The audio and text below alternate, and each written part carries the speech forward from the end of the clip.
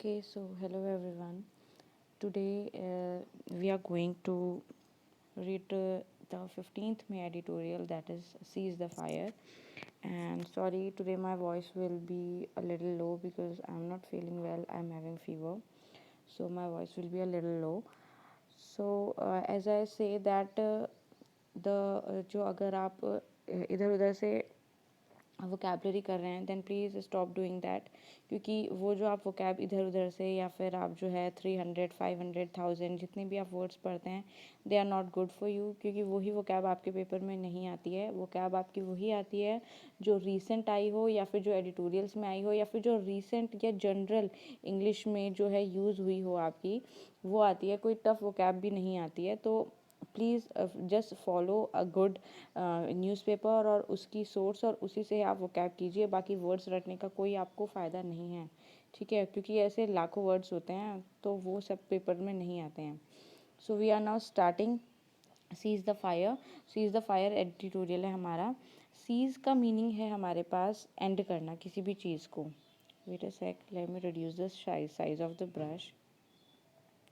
Okay ना, fine, ठीक है। जब हम बोलते हैं सीज़, ठीक है, जब हम बोलते हैं seize,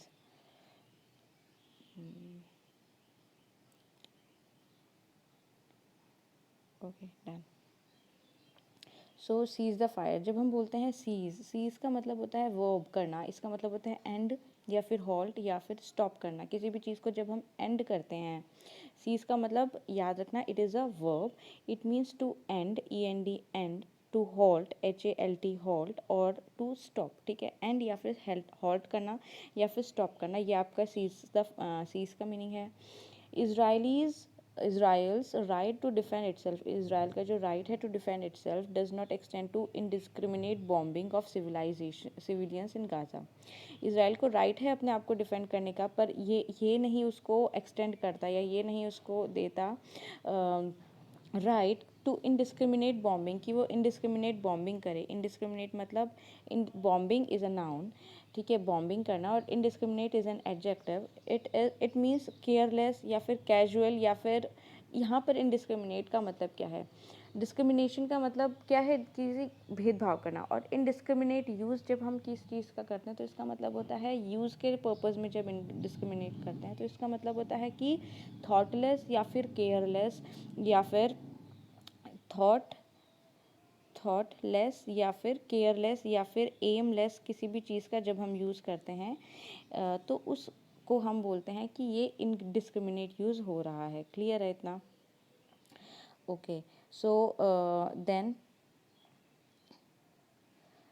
from Israeli armed forces, Israeli armed forces storming Jerusalem's Al-Aqsa mosque। storming का मीनिंग होता है, storm is a verb, ठीक है, इसमें ing लग गया है। storm is a verb, storm का ing फॉर्म है ये। it means suddenly अटैक करना किसी भी प्लेस को और उसको कैप्चर कर लेना। to do suddenly attack and capture, from Israeli armed forces suddenly attacking and capturing the Jerusalem Al-Aqsa mosque, क्योंकि इसराइली ने अटैक कर दिया जेरूसलेम के मॉस्क को on Monday morning. To Israel, ठीक है, to Israel pounding Gaza with air strikes and artillery on Thursday night in response to the rocket firing by Hamas, the Israel Palestine conflict has escalated dangerously within days. तो क्योंकि from Israel ने storm किया है, ठीक है ना, on Monday morning, और storm करने से लेकर मतलब स्टॉर्मिंग मतलब उसको अटैक करने से लेकर टू कहाँ तक, Israel pounding Gaza. Pounding means bomb करना। एक तो उसने क्या किया है, अटैक किया है, ठीक है, स्टॉर्मिंग, और दूसरा उसने क्या किया है, pounding. Pounding is a verb, it means bombard कर देना, बॉम्ब डाल देना उसमें। To pounding Gaza with air strikes के थ्रू उसमें जो है बॉम्बिंग करी है। And artillery on Thursday night, और artillery is a noun, artillery is a noun, is a very important verb. Artillery means जो कि मिलिट्री हमारे पास जब बहुत वेपन्स जो यूज़ करती है और जो तोपें जो यूज़ करती हैं, जब तोपें या कैनन्स की बात होती है तो that all comes in artillery, ठीक है। तो military branch that uses cannons it is known as artillery, ठीक है। तो एयर स्ट्राइक्स करा, आर्टिलरी करा थर्सडे नाइट पे इन रिस्पॉन्स, किसके रिस्पॉन्स में, to the rocket firing by Hamas the Israel Palestine conflict, किसके रिस्पॉन्स में? उस रॉकेट फायरिंग के रिस्पॉन्स में जो कि हमास ने करी थी, ठीक है ना। हमास जो है एक ग्रुप है जो कि गाज़ा में है, ठीक है ना। तो गाज़ा में ही एक ये गाज़ा का ही एक ये ग्रुप है। तो हमास ने क्योंकि जब रॉकेट दागा था तो उसके रिस्पॉन्स में किया था इज़राइल ने। तो इसके बाद the Israel Palestine conflict has escalated dangerously. Escalated means increase हो जाना, it is a verb, it means to increase, to intensify, to intensify, ठीक है, टू इंटेंसीफाई या टू इंक्रीज, क्लियर है। Then at least 119 Palestinians, including 31 children, have been killed in Israeli attacks on Gaza since May 10, while 9 people were killed in Israel in the rocket attacks. तो 119 Palestinians जो है वो Israel में वो 119 Palestinians killed हुए हैं, ठीक है, और 9 people जो है वो इसराइल में killed हुए हैं, including an Indian national also and a child. Now for now is a phrase. For now is a phrase. It means for the time being या for the present moment, अब के लिए. Both sides have refused to stand down. Stand down is also a phrasal verb. Stand down means withdraw कर देना या quit कर देना. तो both for now, अभी के लिए for the time being, both sides ने refuse कर दिया है to quit. Stand down means to quit या फिर टू गिव अप, ठीक है ना, क्विट कर देना. तो इन्होंने रिफ्यूज़ कर दिया to stand down from the fighting से स्टैंड डाउन कर दिया है, मतलब हम रिफ्यूज़ कर दिया कि हम क्विट नहीं करेंगे फाइटिंग से, डिस्पाइट इंटरनेशनल अपील हुए जाने के बाद भी. Israel can not evade responsibility for the crisis. Israel evade नहीं कर सकता. Evade is a verb. It means evade means avoid, escape करना. तो इसराइल जो है वो एस्केप नहीं कर सकता responsibility for the crisis. Engulfing the region. Engulfing means जो किसी भी जो कभी किसी को भी इनगल्फ मतलब ओवरटेक कर देना या फिर किसी को निगल लेने के सेंस में भी इनगल्फ यूज़ होता है. तो इनगल्फ मीन्स ओवरटेक कर देना किसी को भी या फिर उसको ओवरवेल्म कर देना, ठीक है ना, ओवरवेल्म कर देना, भर देना किसी चीज़ से, या फिर ओवरटेक उसको निगल लेना या पूरा सराउंड कर देना. तो इसराइल जो है वो इवेड नहीं कर सकता, मतलब एस्केप नहीं कर सकता रिस्पॉन्सिबिलिटी फॉर द क्राइसिस, उस क्राइसिस से की रिस्पॉन्सिबिलिटी से भाग नहीं सकता जो इनगल्फिंग द रीजन, मतलब जिसने जो ओवरटेक कर दिया है पूरे रीजन को. क्लियर है इतना? Then there was already resentment and frustration. Resentment and frustration था. Resentment means bitterness. It is a noun. It means bitterness या फिर enmity. Enmity मतलब किसी को भी दुश्मनी वाली भावना, इल भावना रखना. तो enmity और resentment और या फिर bitterness जो है, कड़वापन और फ्रस्ट्रेशन था पैलेस्टीनियंस में in the occupied territories as Israeli occupied territories में as Israeli has expanded Jewish settlement and deepened occupation. जब से इजरायली ने जो है जूइश सेटलमेंट को एक्सपैंड किया और डीपेंड मतलब किसी यहाँ पर वर्ड यूज़ हुआ है deepen. So it is a very good word. Deepen is a verb. It means to intensify. किसी भी चीज़ को जब हम इंटेंसीफाई करते हैं, डीपन का मतलब ये नहीं है कि डीप में चले जाना. डीपन का मतलब और भी ज़्यादा उसको स्ट्रेंथन कर देना या फिर और भी उसको स्ट्रेंथन कर देना या फिर STRENGTHEN स्ट्रेंथन, स्ट्रॉन्ग कर देना या फिर उसको इंटेंसीफाई कर देना. So that is deepen. और उसको डीपन कर दिया था इसराइल ने, ठीक है ना, ऑक्यूपेशंस को. मतलब ऑक्यूपेशन का मतलब क्या है?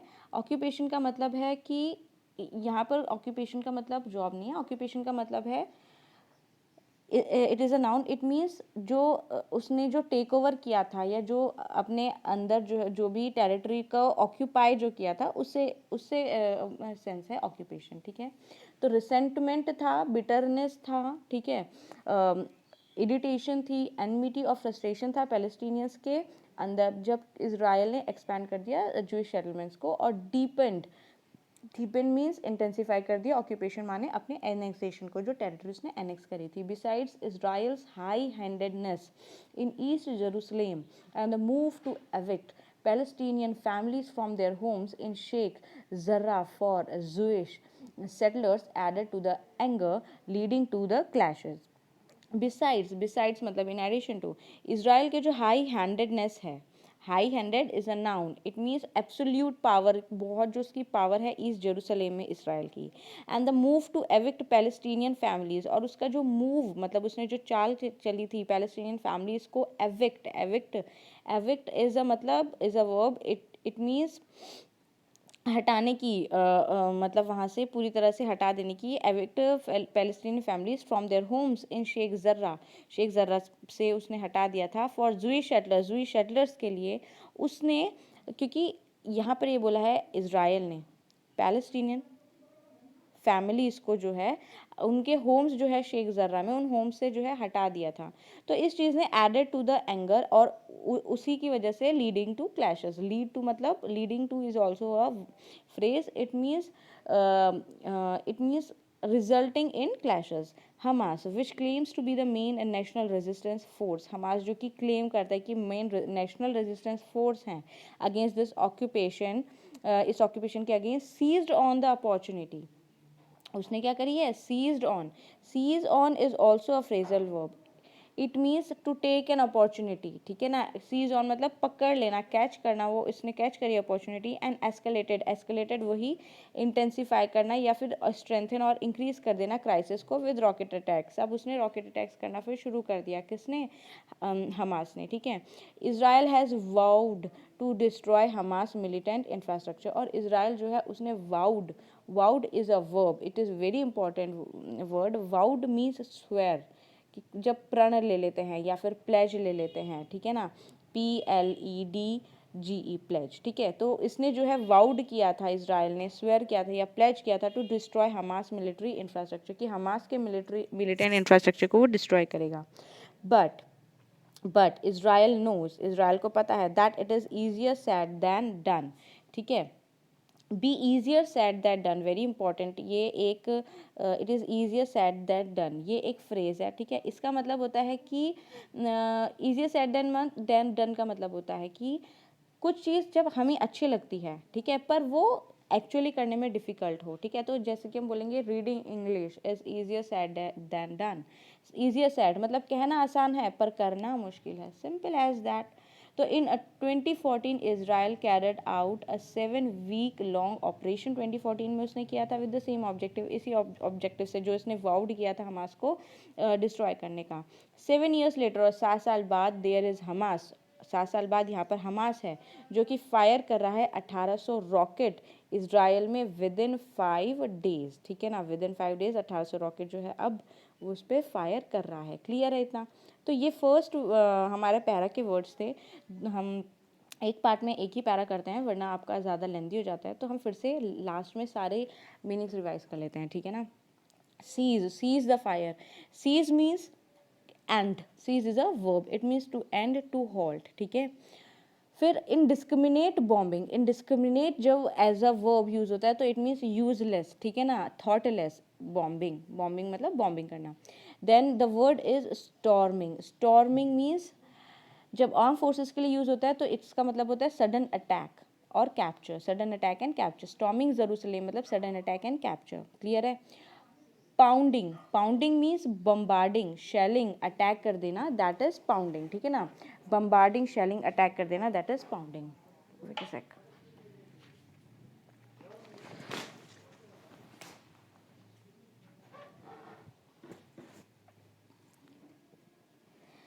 Then artillery is that part of that military which deals with big heavy weapons and cannons, cannons, तोपों से जो डील करती है, क्लियर है।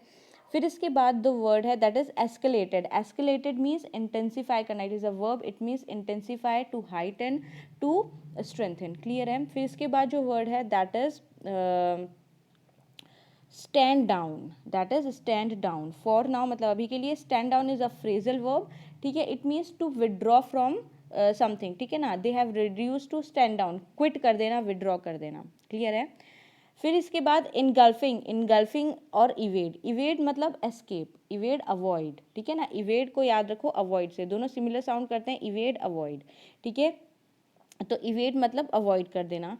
इनगल्फिंग मतलब सराउंड कर देना, ओवरटेक कर देना पूरी तरह से, ठीक है। फिर उसके बाद है रिसेंटमेंट, ये सारे वर्ड्स थे हमारे।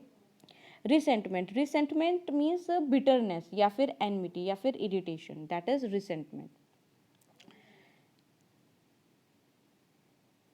फिर इसके बाद जो वर्ड है that is deepened. Deepened means intensify strengthen, वही इंटेंसिफाई या स्ट्रेंथन कर देना। Israel high handedness, high handedness means it is a noun, it means absolute power या उसकी जो ऑटोक्रेसी है, ठीक है ना। एविक्ट मतलब निकालना, बेदखल करना। फिर उसके बाद है वर्ड हमारे पास seized on the opportunity. Seized on मतलब किसी भी चीज़ को, अपॉर्चुनिटी को कैप्चर कर लेना, ठीक है। एस्केलेटेड का मीनिंग हम देख चुके हैं, intensify. Then the word is, हाँ, easier said than done. Easier said than done मतलब कहना आसान है पर करना मुश्किल है, okay. Carried out, carried out is also a phrasal verb, it means carry out मतलब Israel carried out, Israel carried out मतलब इज़राइल ने परफॉर्म करी है, ठीक है, या फिर कंडक्ट किया है। क्लियर है इतना। सो ये सारे वर्ड्स थे फर्स्ट पैरा के। सेकेंड पार्ट में सेकेंड पैरा हम करेंगे। Thank you.